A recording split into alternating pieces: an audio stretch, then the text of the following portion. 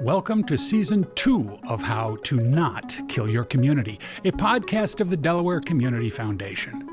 Join us in exploring how the choices we make impact the well-being of our families and neighbors. This season, we'll bring together experts in volunteering, entrepreneurship, public transportation, and even joy to tackle one essential question: how do we not kill our community?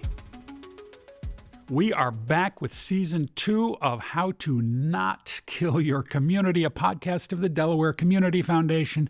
Today, we're joined by somebody I have great admiration for, Kevin Gilmore. Kevin, welcome. Well, thank you, Stu. It's good to be here. Yeah. Appreciate it. Kevin serves as Chief Executive Officer of Sussex County Habitat for Humanity and as the organization's first paid employee beginning in 2004. My goodness. Kevin has overseen its growth into a leading regional nonprofit, expanding home construction, repair programs, and home ownership support. Got your bachelor's from Elon and later an MPA at University of Delaware, Blue Hens, and was honored by Elon University with a Distinguished Service Award. Kevin, welcome. Thank you. Thank you for having me. Yeah. So, volunteering. It is obvious that we have a lot of challenges right now in our country and in the world. People are busy, and volunteering won't necessarily fundamentally change what's going wrong. So why bother? Well, I have to say I disagree. I think volunteerism can change the world. In fact, one of the quotes that I think about often is from Margaret Mead, where she says, "Never doubt that a small group of dedicated citizens can change the world. Indeed, it's the only thing that ever has." Nice. And when you kind of break it down to that type of micro view, that it's like hundreds of thousands of small acts and changes that can change our society. And yet, we're seeing over the last decades, 30, 40 years, the number of people in this country who volunteer is constantly reducing. And yeah, a little uptick in the last year or two, but people are walking away from it. So why is that happening? I've seen that as well, for sure, that there is a change. And in my career, I've been, as you just said, with Habitat for 21 years, and volunteers are the lifeblood of what we do. And I'm fortunate that we're kind of defying that statistic locally in Sussex County. But I think there's a change in how we spend our time as individuals, as families, as a society, where volunteerism used to just be part of what people did. Where you went to work, maybe you went to church or a faith group, and you also volunteered at the local fire hall, or you volunteered on a committee somewhere. Habitat experience where we had a core group of regular volunteers with 50 plus people that came out. I called it their golf game. They would come out twice a week, all day, and they would volunteer, and it was a social place for them. It was a place to physically remain active, and people could volunteer in their retirement for 20 plus years. I'm seeing that group is sort of aging out of that type of physical activity on a Habitat job site, and we see a lack of the young professionals who are coming in, because I also think, I know my friends who have younger children, the time they spend on the road driving around for sporting events and things like that all around the East Coast, they don't have time to volunteer. And one of my concerns is that if they're doing that, they're not demonstrating and modeling the activity of community service and helping each other. And I think that's creating a gap for us. That is, I'd never thought of it in that particular way, but I know when my kids were young, we drove all the time and we tried to stay active, but it was hard. Yeah. So have you seen evidence of places where younger people, and by younger we mean like younger than 60, are effectively being brought into volunteering? And if so, where are you seeing that? Well, in our work, we're really putting a heavy emphasis on volunteering. In fact, I have 2 employees that focus just on providing amazing volunteer experiences. Yeah. So we've found that we couldn't be passive about it anymore. We had to be assertive about creating, recruiting volunteers. Mm-hmm. So we focus heavily on pre, during, and post volunteer experience communication. Yeah. That is stellar. That they have a really incredible experience. We focus on keeping people around where they come back, return rates, and say, if you've come out once, would you come back again?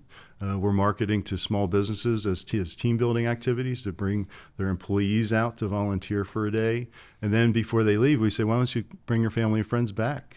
And then sometimes those people come back with a different group. Yeah. And so that type of return volunteerism is some of our local strategies in Sussex to fill that gap that's been created. Yeah. You know, the very first training I ever got as a nonprofit employee, I was in an administrative job. It was about how to run a volunteer program. And the very first thing the trainer said, this is some time ago, very first thing the trainer said is, a volunteer program is not free. And you're talking about having 2 people who work with volunteers really is that point.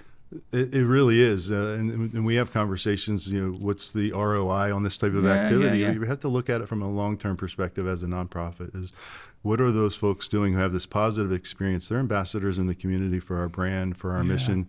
They're decision makers in the community. So there's a lot of positive return on that good experience. As you're, in our case, we have over 2,000 volunteers a year that help support our work, putting in 26,000 hours of service just in Habitat, Sussex County. And those are all ambassadors out in the community.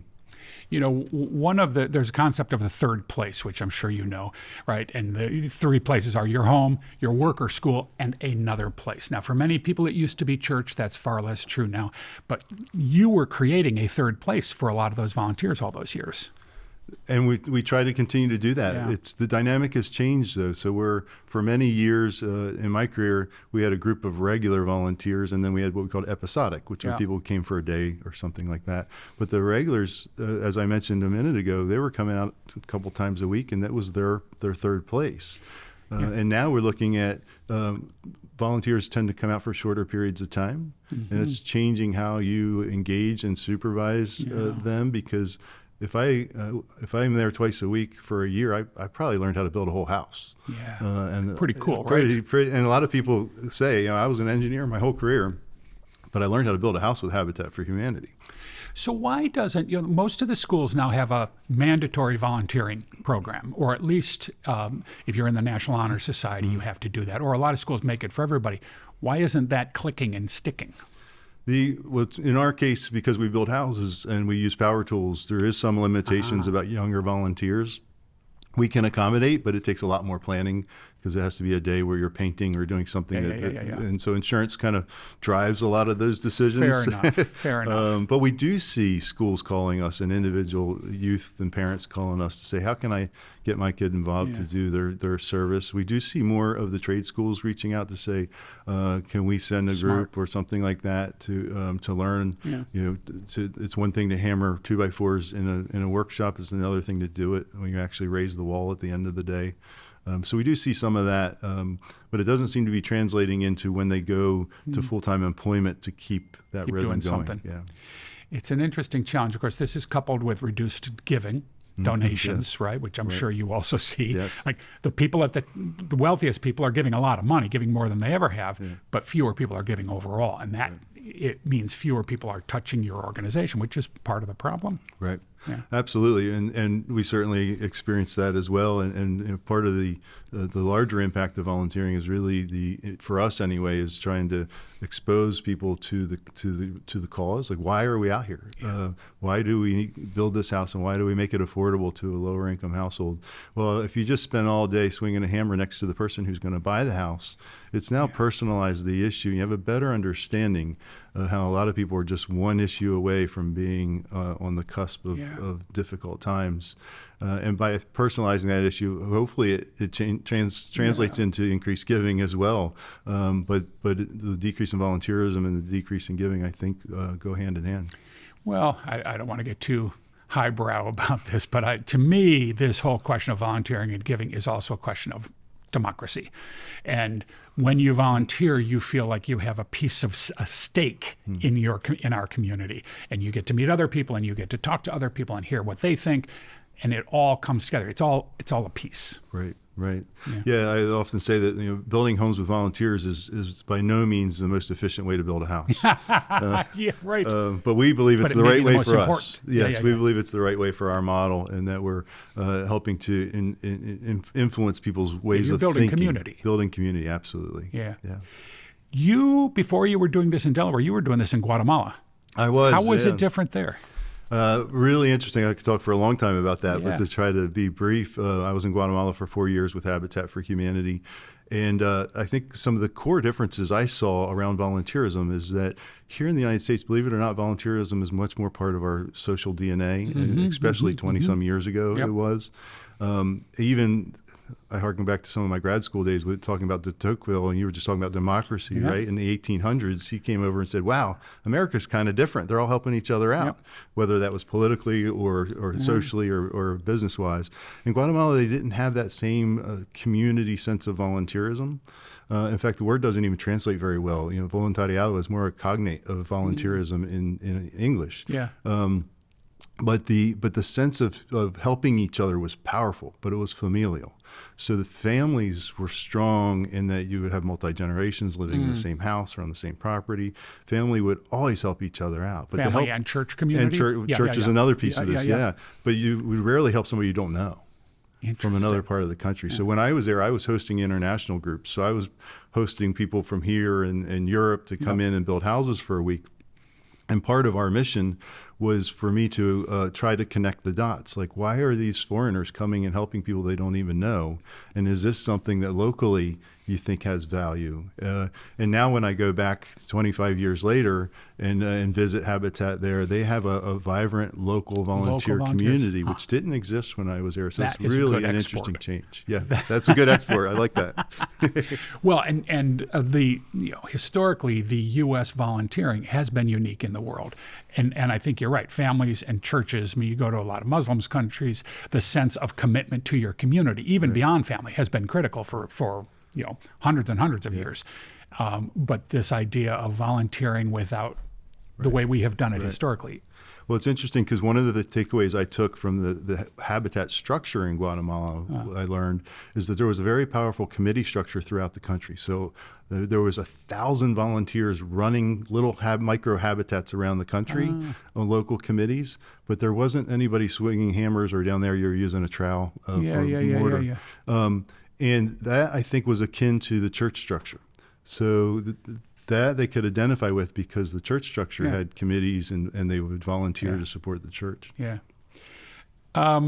Last year on this podcast, we had Russ Huxtable in to talk about housing policies. And particularly in Sussex County, low-income families really struggle. I mean, everybody struggles to find housing, but it's really becoming a bigger challenge than ever. How are you involved in that work? Well, certainly what we do is we build homes, we repair homes, we keep people in their homes, we empower people through education to be able to buy homes. We're known probably most for building homes and the image of people raising a wall or Jimmy Carter raising a wall or something like that. And I'm proud to say we've created 205 affordable homes in Sussex County alone. So that's something we're very proud of. It's been transformational to those families. We've helped over 600 families stay in their homes through repairs, and we're very proud of that as well. But the need is so much greater than what we can do by actually just building each of these houses, and the cost is tremendous too. Building homes is not cheap, and they don't build by themselves. So we really believe that our charge now is to continue to do that work, and to look back at our 35 years of history in Sussex County and say, everyone who's been involved in this, it's time to step up. It's time for, if you've had an experience with Habitat or in this arena, and like Russ was talking about, he's done a lot in this arena. You all are decision makers, you're policy makers, you're doers, you're business owners. What are we doing as a society to move the needle? And really, we have a lack of inventory. Of course, the affordability gap is often related to the lack of inventory, which has created the high costs. But we need more housing that's attainable, not just to the lower income households, but also middle income households. And so your work building houses is as much about community building and messaging as it is about meeting the need. Absolutely. Well, in our mission statement, we say that we bring people together to build homes, communities, and hope. And that, to me, is a very powerful statement that sums up who we are. Well, as I said, I admire what you do. I admire Habitat generally. Your ability to bring volunteers in for long-term, meaningful work is a real model. As we close up, what advice would you give to others trying to expand volunteering in their communities or their organizations? I think I truly believe in volunteerism. In fact, it's been part of my DNA. The son of a preacher and the son of a nurse, I was kind of predisposed to a life of service. But we often talk about volunteerism as helping others. And what the dirty little secret we don't talk about a lot is that it helps ourselves. And those who have given know what I'm talking about. And there's no shame in that. There's no shame in becoming a better person by helping other people. And I think that we can lift that up as like, what do we all benefit from this act of service? And I think that's something that might resonate with people, is that, I become a better person because of what I learned through volunteering. We know the research that shows that if you give, your brain chemistry changes and you feel better because of it. And however you give, as volunteering or giving money, that is true. It's interesting you bring up research because one of our volunteer managers several years ago was working on her doctorate degree, and she was looking, it was in like social research was what she was studying. She did her doctoral thesis on Habitat for Humanity and the impact of volunteerism, and interviewed hundreds of Habitat volunteers around the country that were over 60. She was looking at an older population. And the study came back that people had improved social health, better mental health, and better physical health as a result of their volunteer work with Habitat. Yeah. I believe it. Now, if somebody wants to reach out to you, how can they find you? Well, absolutely. Certainly on social media, Sussex County Habitat for Humanity, on the internet, sussexcountyhabitat.org. Our office is physically located in Georgetown. Of course, you can always support the mission by shopping and donating to the Habitat Restore. And we're not just a Sussex entity. You'll find habitats in each of the 3 counties in the great state of Delaware and all around us. Yeah, they all do. They do. All right. Kevin, thanks so much for coming. Yeah. Thank you, Stu. Appreciate it. How to Not Kill Your Community is produced by 1440 Film Company and the Delaware Community Foundation, celebrating our 40th anniversary this year. Since our founding in 1986, the DCF has granted more than $530 million to 4,000 organizations by maximizing the giving of thousands of Delawareans. Learn how you can make more possible at www.delcf.org.